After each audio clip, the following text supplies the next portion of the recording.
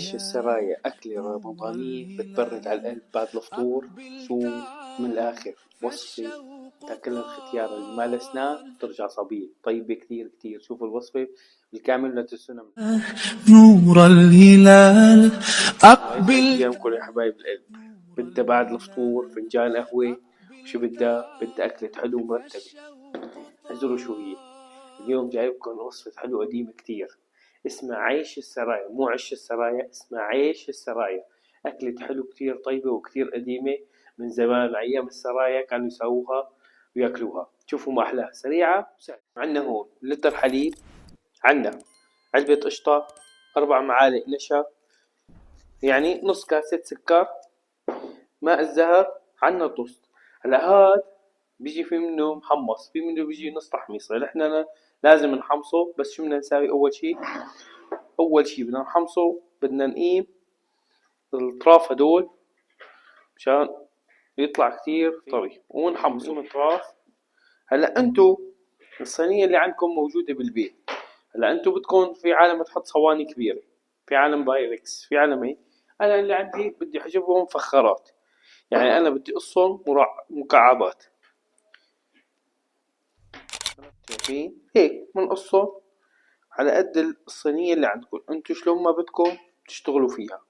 وعنا هدول الزوايد لا تكبون، لأنه احفظوا النعمة إن شاء الله يحفظكم. بتساوي فيهم شربات، يعني أنا مو بدي كبون، بس هي الوصفة مشان تطلع معي ما تطلع قرنة أقسى من قرنة، لأنه هي على الفرن مخبوزة أكتر. شايفين؟ يعني هي بتنشف قبل هدول اللب بيجي طري، لهيك أنا مضطر إني أخذهم اللي بالنص. هلا بنقطعهم نحمصه تحميص عادية، كحمشوا معنا صار شو مأمرين راح تدبون. وهلا عنا هون القطر.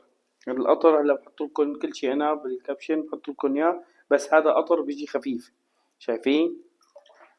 يعني قطر كتير خفيف. شو بنحط له بعد ما يغلي ويخلص يكون سخن، خليه ليبرد، بنحط له معلقة قرفة. هي حلاوتها بالقرفة، لأنه يكون فيها طعمة قرفة وما زهر كتير كتير طيبة. يلا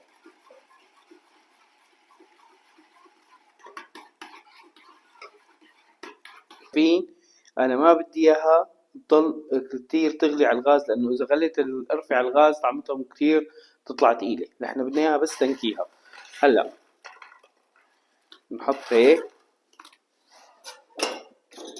روحنا الدنيا تقليب. ما بدنا نتشتشوا تناموا عليها القصة هيك، بس تشتشوا حطوا هيك، لانه هي يلا بده يجي عليها الحليب مع القشطة.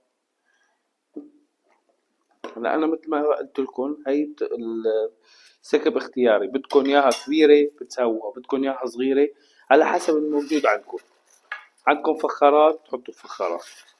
شايفين انا ما حطيت الكمية كثيرة، انا بس بدي اياها تاخد النكهة وتتقلب. وقطر خفيف، يعني شايفين القطر مثل المي حاسينه هيك. هات الاسكب لك ولاخواتك، هيك حاسس حالي تبع الفول. محمود فوال. هلا اخر زبدية او اخر فخارة. شايفين صريحة القرفة بالاخر. ما عاد فيهم، ما عاد في ولا سمكة، هدول حسوهم كتار. هيك أمورها لوز اللوز، بس نصفطهم عشان ما تطلع واحدة عالية واحدة واطية. وهلا نجهز الحليبات والقشطة. هلا بنحط الحليبات وبنحط السكرات. شايفين؟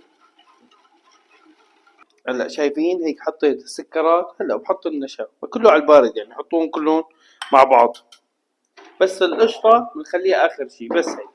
ولا بنحركهم هيك شو بنحرك على الخفيف، مشان بدي اياهم اول ما يغلوا اطفي عليهم. هيك قوامها تقلت معنا، صارت امورها تمام. شايفين شلون هيك؟ يعني اكتر من هيك سميكة بتصير شو مجلدة وما بتزبط. هلا شو صار شو خلطة، هي ما زال. اللهم صل على سيدنا محمد، صلوا على النبي. زهر، طلعت الريحة وصارت بتجنن. هلا شو بنساوي؟ هلا مطفي طبعا الغاز، هلا هون هيك المرحلة مطفي الغاز. هلا بنحط عليها القشطايات مشان شو الدسم، أهم شي الدسم. هيك أمورها تمام. نعمل لها تحريكتين ثلاثة،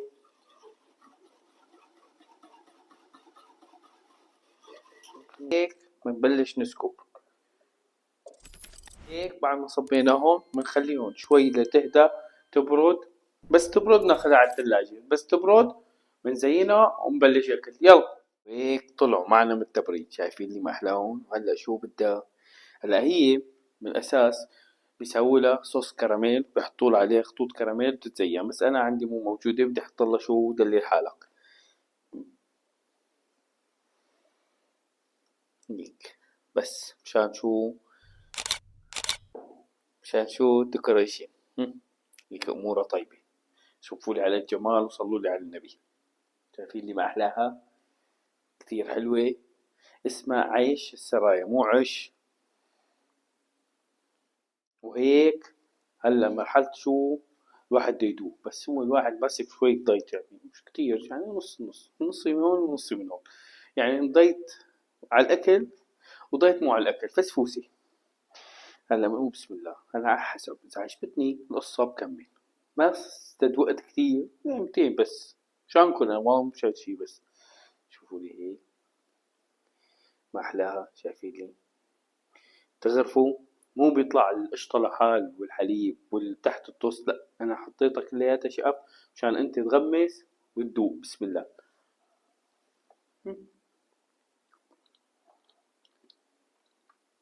أول لقمة عطوه مو محسوبة، نحن أول لقمة ما بنحسبها. شايفين لسه ما حطيت المعلقة طلعت لي شو شقفة لحمة.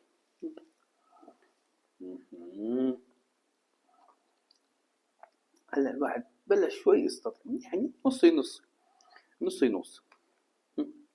هاي التانية الأكلة فيها لحم كتير، يعني ما بتحطوا ايدكم لما بيطلع لكم شو شقفة لحمة. اسمع، عيش السرايا، يعني هاي عيش، يعني منه فطور ومنه غدا ومنه بتعيش. يا سلام، كأني استدوقت معه. بس هيك بعد الفطور فنجان قهوة سادة. هالأكلة هيك بتجيك بعد الفطور، تكون هالمرة مسويت لك إياها، قلت لها الله يرضى عليكي. إيه شو هاد؟ ساعتها شو أنت هون بتتغزلها، بتشتغل فوق حب الغزل. بس لا هلا بدنا ناكل سمنة بالغزل. حاجة استوعبتكم.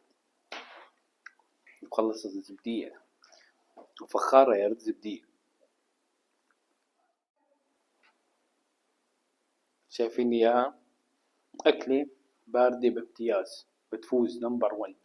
هاي أكلة قديمة، يعني هلا ما بيقول لك واحد حدثها وطور أكلة قديمة اسمها عيش السرايا. هاي على أيام السرايا كانوا ياكلوها. ما بعرف هل قدموها ولا شي سلطان، بس والله أنا نسيان التفاصيل. مرة حكالي إياها حجي شو كانت هي تفاصيلها، بس أنا نسيانها مع الزمن.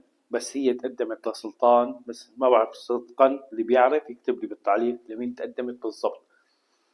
أكلة طيبة باردة هيك رايقة، فيها شوية سكريات، يعني ما بقولكم ما فيها، بس ظريفة بعد الفطور. بتروقوا لي قلبكم أو اسلخوها على سحور. والله الاسم على سحور منيحة، فكرة اليوم نتسحر فيها إن شاء الله، بس لا فيها سكر كتير ما بزبط، ضل واحد عطشان. وصفة سريعة وسهلة ومكوناتها موجودة بالبيت، بس بدكم هالتوست جيبوه وبعينكم الله عليه. اللي ما عنده توست موجود بالبلد اللي فيها أو مثلا ما لقى، بحسن يجيب يقطعه، يجيب خبز الفرنسي بيقطعه شقف على قد الصحن. بدكن عندكم باركس، بدكن عندكم صاج، بدكن عندكم فخارات، أي شي بدكن إياه بتقطعوا على قد وبتصبوا عليه وأموركم تمام 100%. ولا تنسونا من إعجابكم ولايك وقلب وجرس، كل شي بدكن إياه مشان إن شاء الله يوصل لأكثر ناس ويشوفوه ويدعوا لي إن شاء الله. ولا تنسوا كلمتان حبيبتان الرحمن ثقيلتان بالميزان، سبحان الله بحمده سبحان الله العظيم.